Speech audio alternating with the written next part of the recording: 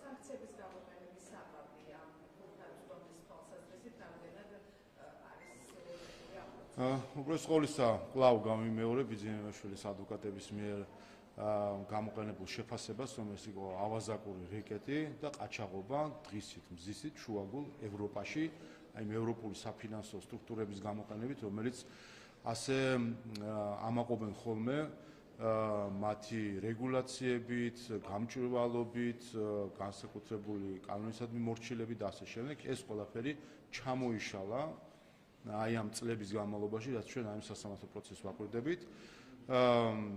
როგორც აღმოჩნდა, ევროპაში არც იქაური ეროვნული ცენტრალური ბანკების რეგულაციები არ მუშაობს, არც სისხლის სამართლის მართლმსაჯულება არ მუშაობს, არც სხვა რაიმე განსაკუთრებული მექანიზმები არ მუშაობს, თუ კი არსებობს პოლიტიკური ინტერესი. და ეს არის ნათელი დასტური, იყო პირდაპირ პოლიტიკური მიზანი ბიძინა ივანიშვილის ზეწოლისა იმისთვის, რომ საქართველოს ინტერესების საწინააღმდეგო გადაწყვეტილებებისკენ ებიძგებინათ და წლების განმავლობაში აი ამ ზეწოლის ინსტრუმენტის გამოყენებას ცდილობდნენ.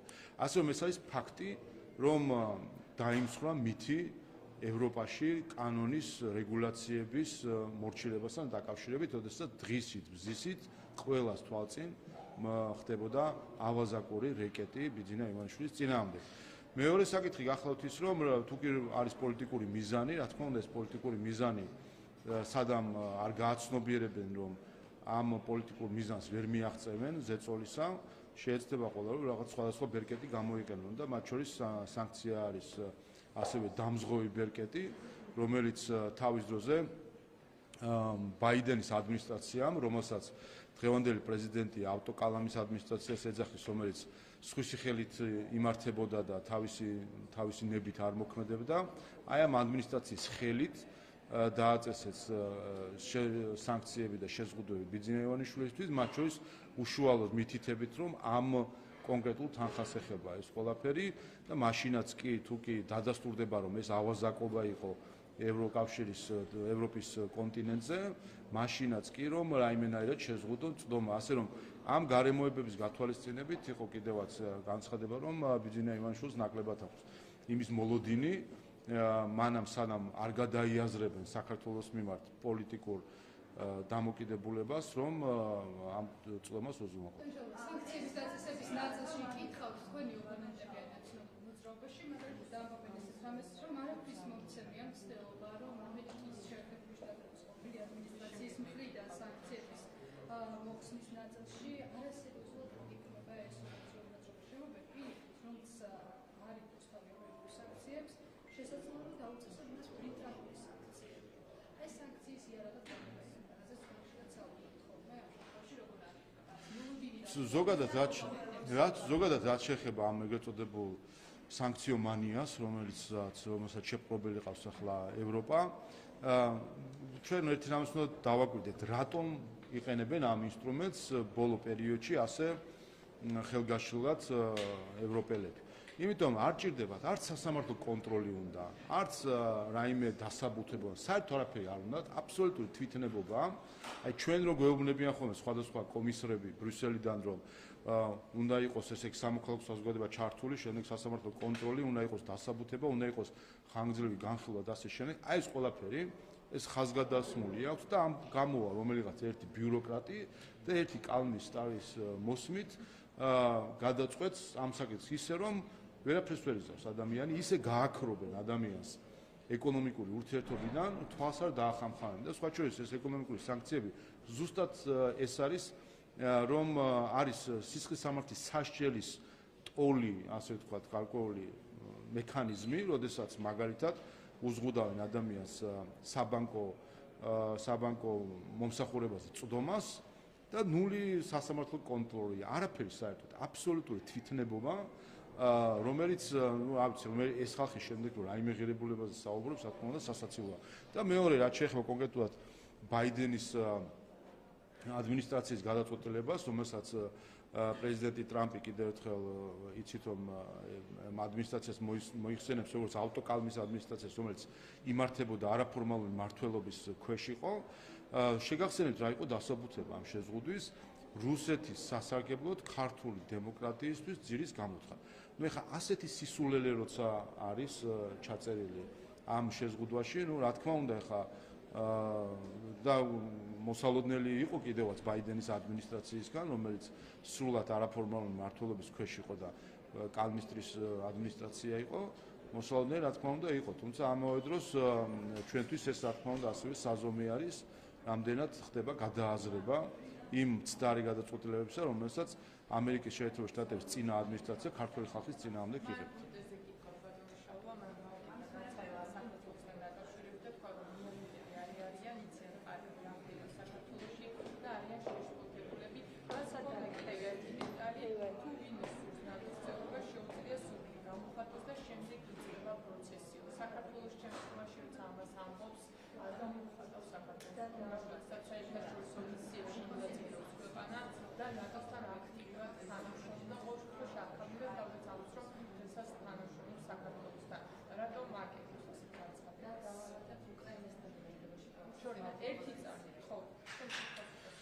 ხო, მე მგონი ერთი რამე უნდა ითქვას, რომ თუ კი მიამიტობაზეა საუბარი, ქართული ხალხი აღარ არის უკვე მიამიტი ამგვარი განცხადებების მიმართ და მე მგონი ძალიან კარგად ხედავს ქართული ხალხი რასთან გვაქვს საქმე. 2008 წელს, თქვენს კარები ღია არის, გავიდა იმის შემდეგ 17 წელი, საქართველოს გააკეთა ყველაფერი. გააკეთა როგორც ინსტიტუციურად, ისე სამხედრო მხრივ დაახლოების თვალსაზრისით და ისე პირდაპირ ომებში შესვლით და ბრძოლით ნატოს ჯარისკაცების მხარ და მხარ. ბატონი რუტე, რომელ ქვეყანასაც წარმოადგენს და რომელი ქვეყნის პრემიერ-მინისტრიც იყო, იმ ქვეყანაზე 10-ჯერ მეტი კონტინგენტი ყავდა ავღანეთში გაგზავნილი, ასე რომ ჩვენსკენ თითის გამოშვერას და ჩვენთან კითხვების დასმას უნდა დასრულდეს. ქართული ხალხი აღარ არის მიამიტი, რომ ეს აქეთ თითის გამოშვერა აიტანოს. ბურთი არის სრულად ნატოს ტერიტორიაზე. საქართველოს გაკეთებულია ყველაფერი იმისთვის, რომ იყოს ნატოს წევრი. საქართველოს არათუ სურვილია გამოთქმული, კონსტიტუციაში გვაქვს ჩაწერილი ეს საკითხი, თუმცა ვხედავთ, რომ ვიღაცას აწყობს, რომ საქართველოს იქნება ეს, უკრაინა იქნება თუ სხვა ასეთი ქვეყანა, ყავდეს რაღაცა ლიმბოში, არც იქით, არც აქეთ, შუაში გაჭედილი, რაც სინამდვილეში უფრო ზდის ჩვენს უსაფრთხოების რისკებს, ვიდრე ამცირებს ამ უსაფრთხოების რისკებს. და ვხედავთ ჩვენ მათ შორის უკრაინის მაგალითზე, რომელზეც ნატოს გარშემო რა დისკუსიები იყო, როდესაც ომი იწყებოდა 2022 წელს, გახსოვთ, გამოვიდა მაშინ პრეზიდენტი ზელენსკი და თქვა, რომ ბოლო-ბოლო გაგვაგებინეთ, გვიღებთ ამ ნატოში თუ არ გვიღებთ ამ ნატოში, იმიტომ რომ თუ არ გვიღებთ ამ ნატოში, მაშინ გითხარით და განვაცხადებთ ჩვენც, რომ არ გვიღებენ ამ ნატოში და იქნება ერთ-ერთი საკითხი დაძაბულობისა მოიხსნას, მაგრამ არ უთხრეს, არც ის უთხრეს და არც ეს უთხრეს, არც ხო უთხრეს და არც არა უთხრეს. ასე რომ ბურთი არის სრულად ნატოს ტერიტორიაზე. საქართველოს გაკეთებული ყველაფერი თავსებადობის მხრივ საქართველოს მათ შორის საერთაშორისო მისიებში მონაწილეობით საქართველოს სამხედრო კონტინგენტის 70%-ს სხვადასხვა ფორმატით აქვს საერთო მისიებში, ოპერაციებში თუ სწავლებებში მიღებული ნატოს ჯარისკაცებთან ერთად, როგორც თავსებადობის, ისე ინსტიტუციურად, ისე ყველა საკითხით ნატოს წევრ ქვეყნების 7-8 ქვეყანას უსწრებთ ყველა პარამეტრებით, გინდა დემოკრატიული განვითარებით, ინსტიტუციური განვითარებით, მმართველობით, ანტიკორუფციული მდგომარეობით და ასე შემდეგ. ასე რომ მიამიტი ქართველი ხალხი მიამიტი აღარ არის და ძალიან კარგად ხედავს ეს რაც არის. წყალში ვინა ჩაყარა. რითი გამოდის?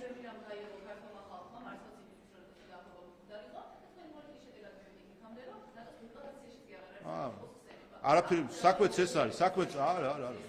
თქვენ ახლა იმეორებთ ის რაც რუტემ თქვა თითის გამოშვერა საქართველოსკენ ქართველი გასაგებია ხო გადახედეთ ნატოს წევრ ქვეყნებს გადახედეთ ნატოს წევრ ქვეყნებს და დემოკრატიებს იქ მიამიტი ქართველი ხალხი არ არის და ნატო ჩამოყალიბდეს რა უნდა საქმეც ის არის რომ არ ჩამოყალიბდნენ რა უნდა მათ შორის ახლა 28 პუნქტიანი ხან 24 პუნქტიან გეგმებს ვხედავთ უკრაინასთან დაკავშირებით ხედავთ ხომ რაც მათ შორის არ ვიცი ნახევრად საჯარო ნახევრად ოფიციალურად გახდა ეს ცნობილი ევროკავშირის ვითომ და ასე თქვა კონტრშეთავაზება 24 პუნქტიანი, სადაც იგივე საკითხი იყო კონსენსუსი ნატოსგან, მაგრამ არსად არ იყო გადაწყვეტილება უკრაინის ნატოში წევრობასთან დაკავშირებით. მაშინ, როდესაც სიტყვით თითქოს პირდებოდნენ, როგორც საქართველოს 2008 წლიდან მოყოლებული წლიდან წლამდე ღია კარში ვდგავართ ამ ორ პირ კარში და ნაცვლად იმისა, რომ გადაწყვეტილება მიიღო, კვლავ გაუგებრობაში და ბუნდოვნებაში აყენებენ საქართველოს, მაგრამ უკრაინასთან დაკავშირებით. ხო გესმით ბოლო პერიოდში განცხადებები, რომ უკრაინა ვერ გახდება ნატოს წევრი. 3 წელია იბრძვიან, 3 წელიწად ნახევარიანი იბრძვიან, მათ შორის საკუთარი უფლებისთვის გახდნენ ნატოს წევრი. 3 წელზე მეტია უკრაინის ხალხი იბრძვის, ასობით 1000 ადამიანი დაიღუპა ამ იდეის გამო, რომ კონდეთ უფლება გახდნენ ნატოს წევრი და ნატოდან დღეს ეუბნებიან, ისინი ვერ გახდებიან ნატოს წევრი. აი ეს არის, ასე რომ მიამიტი აღარც უკრაინელი ხალხი იქნება და აღარც ქართველი ხალხი იქნება. ჩამოყალიბდეს ნატოს რა უნდა, ჩამოყალიბდეს და თქვას, ან ის თქვას, ან ეს თქვას, იმიტომ რომ ასე ბუნდოვანებაში და რაღაც გაურკვევლობაში რომ ყავს მთელი ერები, ეს არის სწორედ მიუღებელი. ასე რომ რა თქმა უნდა, ქართველი ხალხი აღარ არის იმის მიამიტი, რომ ასეთი რაღაც ლამაზი სიტყვები დაიჯეროს ღია კართან, გეპატიჟებით, გელით, ასე შემდეგ. არანაირი ღია კარი და მიპატიჟება არ უნდა გადაწყვეტილებები.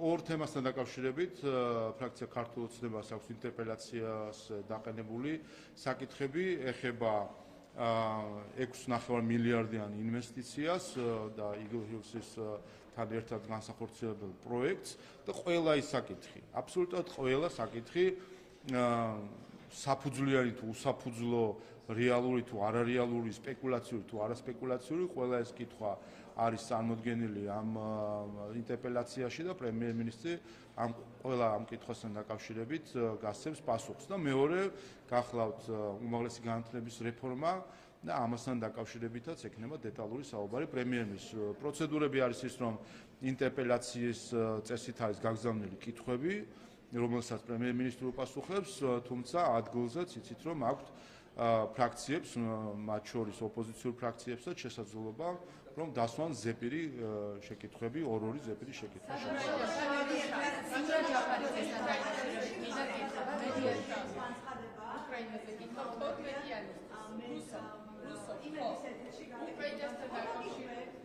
თორმეტზე მეც მაქვს სესია.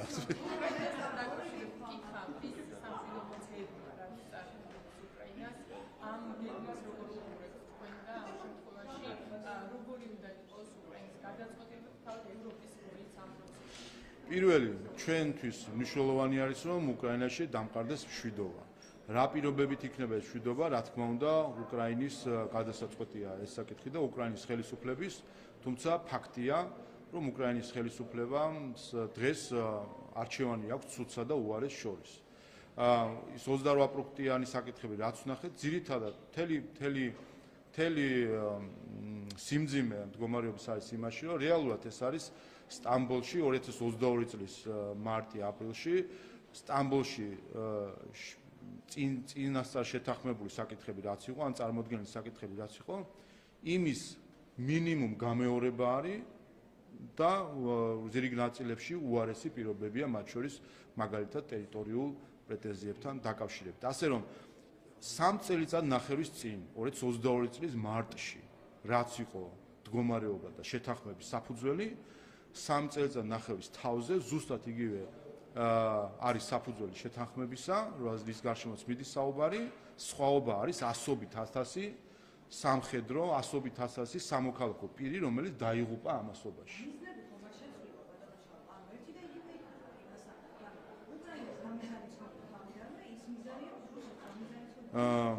ის პირობები შეთანხმებისა, რომელიც დღეს არის, რომლის გარშემოც მიდის საუბარი და აქვთ იმედი ყველა მხარეს, რომ შეთანხმება შედგება, მათ შორის უკრაინას ხედავთ, რომ არის ოპტიმისტურად განწყობილი, ის საკითხები ერთ-ერთში იმეორებს იმას, რაც იყო სტამბოლში 2000 ომის დაწყებიდან რამდენიმე კვირაში.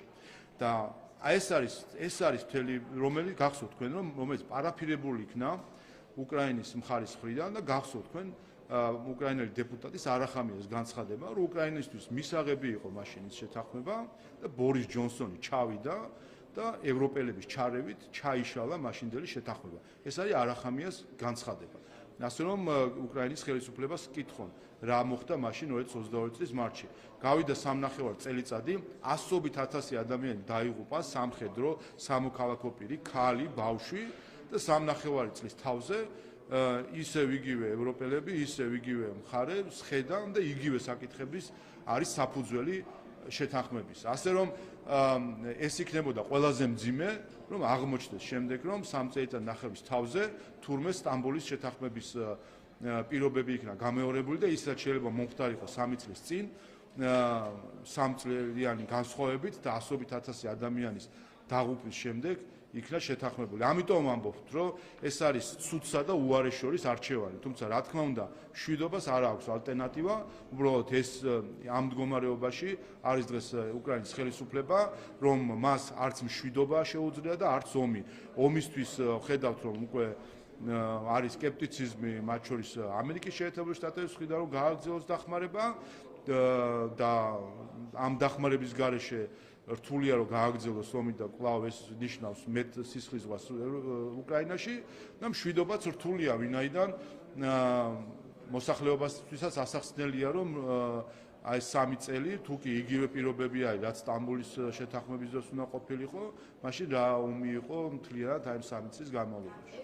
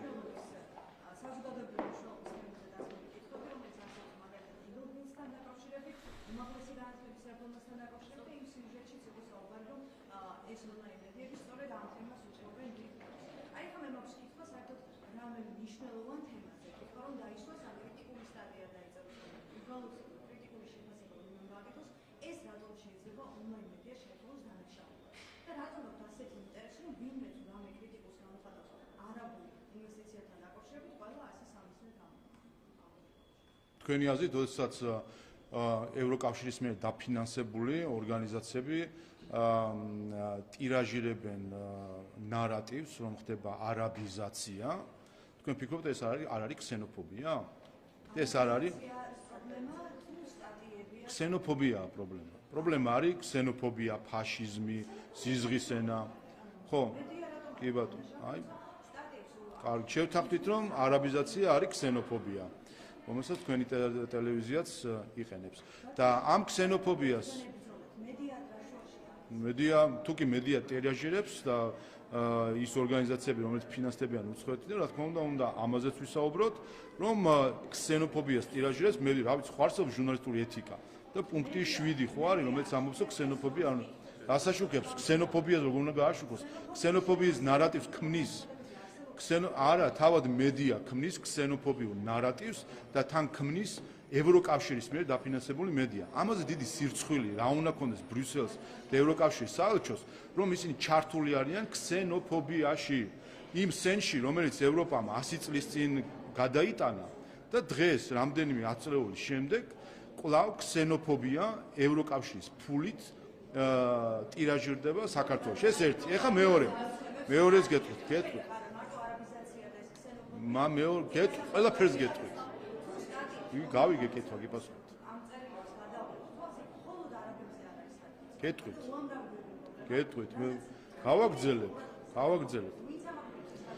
გავაგრძელებ. მეორე, როდესაც საუბარია ამ კონკრეტულ ეგრეთ წოდებულ ონლაინ მედიაზე, ეს არის ასევე ერთ-ერთი დიდი აფერა. თითქოს ესენი არიან მედია ორგანიზაციები. სინამდვილეში ესენი არიან ჩვეულებრივი NGO-ები, რომელსაც აქვთ ვებგვერდი და ინტენსიურად აქვეყნებენ რაღაცას ვებგვერდზე.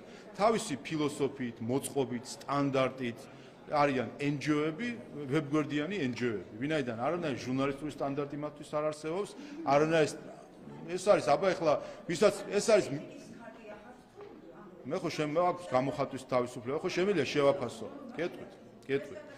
იმიტომ ჩვეულებრივ ხედავთ ჩვენ მათ ქმედებებსაც არიან მიკროფონიანი NGO-ები, რითი განასხვავებთ თქვენ, რა ვიცი, პუბლიკას საერთაშორისო გამჭვირვალობისგან. რა არის სხვაობა მათ შორის?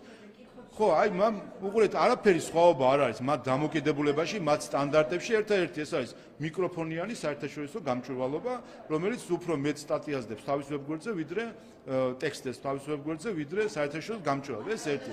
მეორე, კი ბატონო, მაგრამ ნუ იტყვიან, რომ არიან ჟურნალისტები, იმიტომ ჟურნალისტიკა არა, ნუ იტყვიან, რომ არიან ჟურნალისტები, ვინაიდან ჟურნალისტიკა გულისხმობს ამბების მიუკერძოებლად გაშუქებას. ამბების გაშუქებას და არა ამბების შექმნას.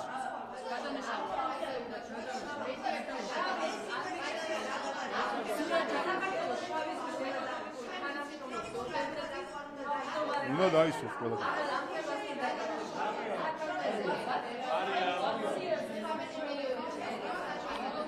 კი ბატონო, აი იგივე თემაა, ვაგრძელებ.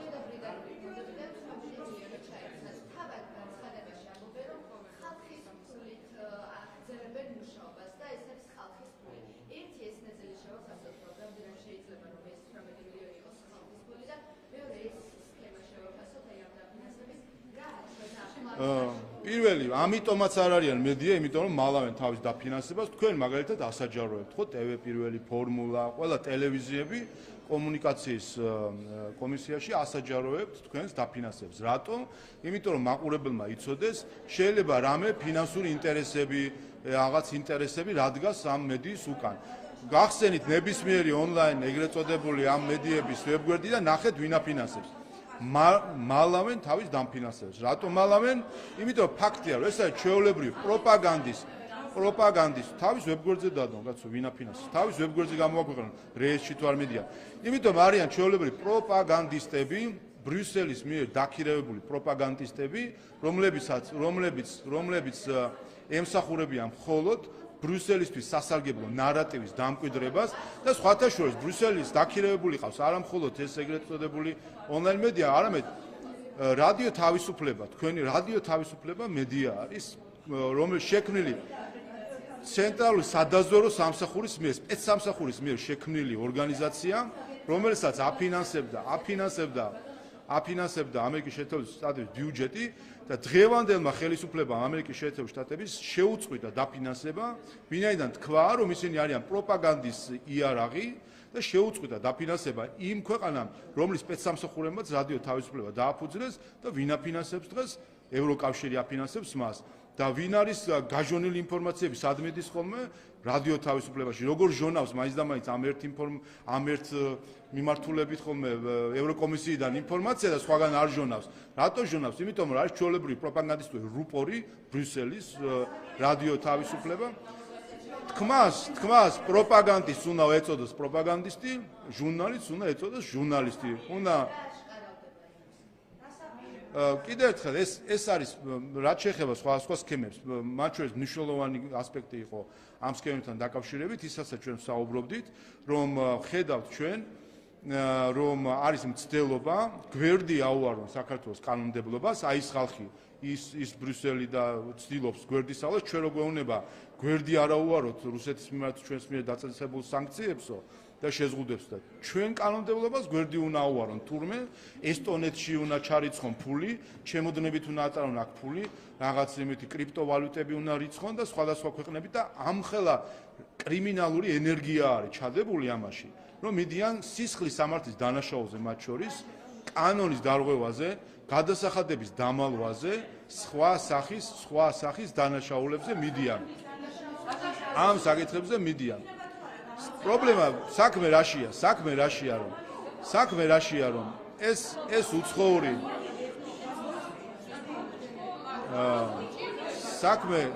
საქმე იმაშია, რომ ეს დონორები უბიძგებენ აქ ადგილზე არსებულ ორგანიზაციებს, რომ დაარღვიონ კანონი. გამჭვირვალობის კანონზე უკვე ვიცით დადასტურებულად, რომ მათი ნაბიძგებია, რომ არ დარეგისტრირდეთ, მათი კარნახით არ დარეგისტრირდნენ, დონორების კარნახით. То ვინც დარეგისტრირდა იმას მე ფულს არ აძლევენ და თუ გინდა ფული მოგცე არ დარეგისტრირდა არ დაემორჩილო კანონს. მეორე იგონებენ სქემებს, როგორ აუარონ გვერდი საქართველოს კანონმდებლობას და მათ შორის ამ სქემის ნაწილიც არის სისხლის სამართლის შეზღუდვების დარღვევა, როდესაც ფული არადეკლარირებულად მოძრაობს საქართველოს ტერიტორიაზე. ასე რომ რა თქმა უნდა ყურადღება არის მისაქცევი ამ ყველაფრის მე ეს არ არის ჩვენი კომპეტენცია არ არის. ვისი კომპეტენციაც არის ის აკვირდება ამ პროცესებს, სადაც ნახავს დანაშაულის ნიშნებს, იქ შესაბამისი რეაგირება იქნება რა და მე მგონი არსებულ სამართალდამცავ უწყებებს დღევანდელი შემადგენლობით და ხელმძღვანელობით ერთი პრეტენზია არ ეთქმით იმასთან დაკავშირებით, რომ ერიდებიან ვინმეს მიმართ პასუხისმგებლობის დაყენებას. არავის მიმართ არ ერიდებიან, არის საქართველოს კანონმდებლობა და ყველამ კეთილი ინებოს ბრიუსელმაც, სტოკჰოლმაც და სხვა დედაქალაქმაც პატივისცეს საქართველოს დამოუკიდებლობას და შეეშვან აქ რაღაცა კრიპტოვალუტებით და ჩემოდნებით ფულის ტრიალს. სურა ჯაფარიძესთან დაკავშირებით მინათხოთ მათ შორის რადიო თავისუფლება აღწერს ამ ინფორმაციას, რომ სურა ჯაფარიძე საპატიმროს ვადაზე ადრე დატოვებაზე უარს აცხადებს. ეს ყველაფერი ისე ითვლება თითქოს შეთავაზება ქონდა რეალურად კი პროცედურების ნაწილზე სოციალურმა მუშაკმა მანქანამ რომ შესაძლებლობა ჰქონდა რომ გაიგეთებინა განცხადება, როგორ შეასრულა. ზოგადად რაც ამ პიროვნების გარშემო ტრიალებს ეს ტრაგედია უგმიროდ არის, ძალიან უნდა გმირობა, მაგრამ ამისი არც ადამიანური რესურსი ყოფნის და არც პირობები აქვს ამ ყველაფრის თავი გმირად წარმოაჩინოს. გახსოვთ თქვენ მისი დაკავების დღე, ის თეატრალური დრამა რაც დადგა მან მის დაკავებაზე, რომ მოკლედ მოხდა მსოფლიო ტრაგედია იმის გამო რომ ის დააკავეს და ახლაც იგივე დრამა ქვინობს ზურაგირჩი ჯაფარიძე, როდესაც ახლა საუბრობს იმაზე, რომ მას შესთავაზეს და ახედა ცას, ჩაფიქრდა და მიიღო გადაწყვეტილება უარი თქვა ამ ყველაფერზე. სამარცხვინოა როგორ ცდილობს მართლა დრამა ქვინობით გმირად წარმოაჩინოს თავი, ეს არის ჩვეულებრივი პროცედურა, რომელიც ეხება ნებისმიერ პატიმარს, გარკვეული ვადის გასვლის შემდეგ შეუძლია მიმართოს პირობით ვადამდე გათავისუფლებას. არანაირი უფლება არ აქვს გათავისუფლებაზე, შეუძლია მიმართოს და შემდეგ გადაწყვეტილება მიიღება თითოეულ პატიმართან დაკავშირებით ინდივიდუალურად. მოხდეს მისი ვადამდე ადრე გათავისუფლება, თუ არ მოხდეს მისი ვადამდე ადრე გათავისუფლება. მან ამ შემთხვევაში მას როგორც ყველა სხვა პატიმარს შესაძლებლობა აქვს უბრალოდ ასე ვთქვათ მათემატიკურად გავიდა გარკვეული პერიოდი, შეეძლო მიემართა, არ მიმართა, კი ბატონო, მიმართავს, მაგრამ ახლა აქედან თავი წარმოაჩინოს თავი გმირად, რა ვიცი, მისი გმირობა ვნახეთ საოკუპაციო ხაზთან რასაც გულისხმობს. საქართველოს მონაწილეობაზე უნდა ვთქვათ, საქართველოს შავი სოციალური თანამშრომლობის ორგანიზაციის თავმჯდომარე ქვეყანა გახდა. კონკრეტულ გეგმებზე და ეკონომიკურ ინვესტიციებთან დაკავშირებით პროექტებს. დიახ, იცით რომ გუშინ წინ გახდით ბულგარეთში, სადაც იმართებოდა შავი ზღვის ეკონომიკური თანამშრომლობის ორგანიზაციის საპარლამენტო ასამბლეა, სადაც საქართველომ ბულგარეთისგან გადაიბარა ასამბლეის თავმჯდომარეობა. ჩვენ 6 თვის განმავლობაში ვიქნებით ასამბლეის თავმჯდომარე ქვეყანა და მე იქ ასამბლეას მოახსენი კიდევაც თუ რა პრიორიტეტები მექნება მე როგორც ასამბლეის პრეზიდენტს უპირველეს ყოვლისა ეს ახალ დაკავშირებადობის საკითხის წინწაწევა, ეკონომიკური თანამშრომლობის საკითხის წინწაწევა და საპარლამენტო დიპლომატია და ჩვენ ამ 6 თვეს გამოვიყენებთ იმისთვის რომ შავი ზღვის ეკონომიკური თანამშრომლობის ორგანიზაციის ფარგლებში ისე როგორც მასთან ასოცირებულ ქვეყნებთან სწორედ ეკონომიკურ პროექტებზე დაკავშირებადობაზე ვისაუბროთ და მომავალ ზაფხულში უკვე გვექნება ასამბლეა საქართველოში ჩვენ ვასწრებთ და გვექნება შესაძლებლობა რომ შევაჯამოთ ჩვენი თავმჯდომარეობის შედეგები.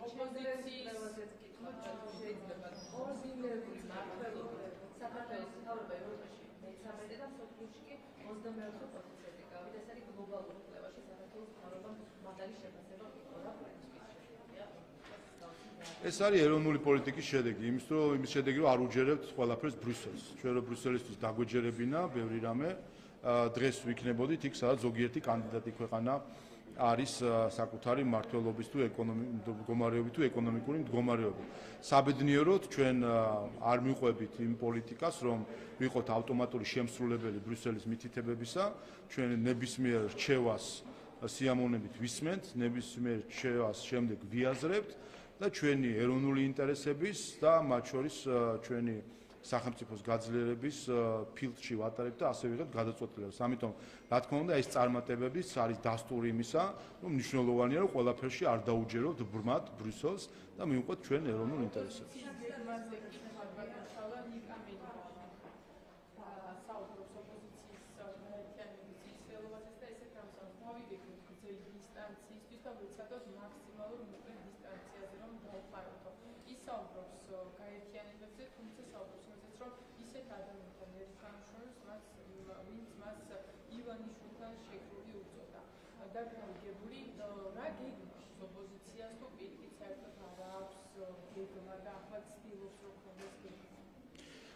ზოგადად მას შემდეგ რაც 4 ოქტომბრის ხელისუფლების დამხობის გეგმა ჩაიშალა, ახლა რაღაც ახალი დამხობის გეგმას მოიფიქრებენ ალბათ კიდევ. მაგრამ ჩვენი პასუხი არის ის კონსტიტუციური სარჩელი, რომელიც შევიტანეთ საკონსტიტუციო სასამართლოში, ანტიკონსტიტუციური პარტიის წარმომადგენელი არის თავად ნიკა მელიაც და ჩვენ იმედი გვაქვს რომ საკონსტიტუციო სასამართლო ჩვენ ამ ხედვას გაიზიარებს. დემოკრატიის მტრების ადგილი პოლიტიკაში არ არის. დემოკრატიის მტრებს არ უნდა ქონდეთ შესაძლებლობა რომ ისარგებლონ დემოკრატიული ინსტიტუტებით პოლიტიკაში მონაწილეობისა და სწორედ ეს არის ჩვენი საკონსტიტუციო კონსტიტუციური სარჩელის მიზანი. ამიტომ პასუხი რადიკალების იქნება სამართლებრივი პასუხი. ოპოზიციაში არის ამ მელიას ნაწილები და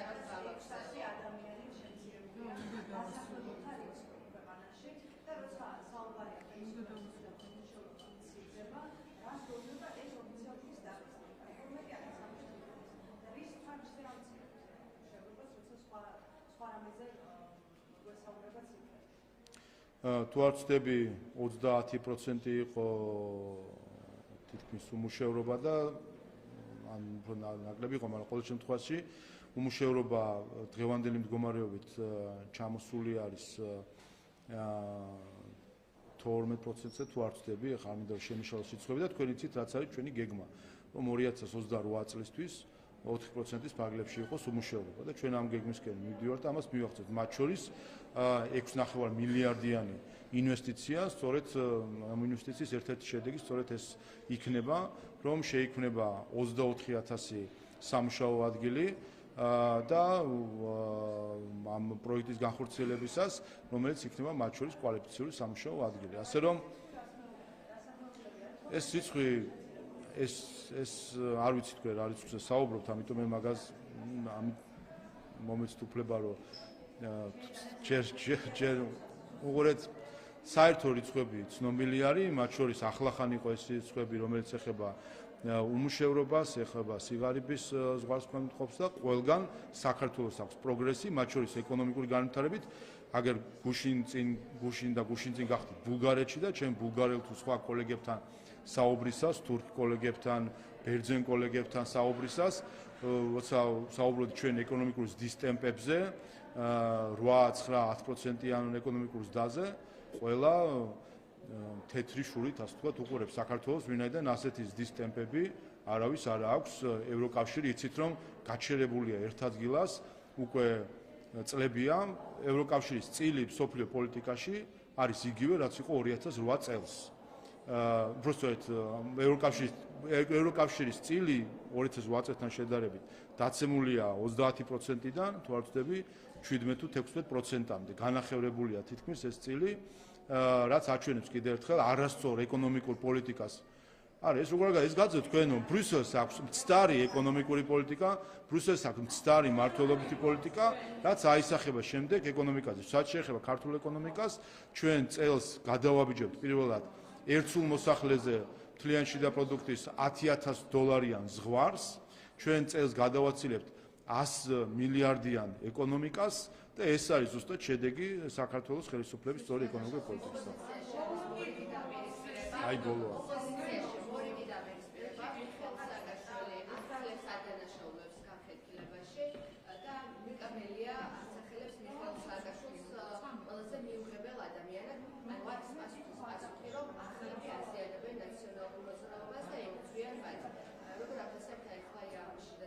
ამაზე არის ქართული გამონათქვამი, ყვალმა ყავს უთხრა შენ ჩემზე შავო. მადლობა.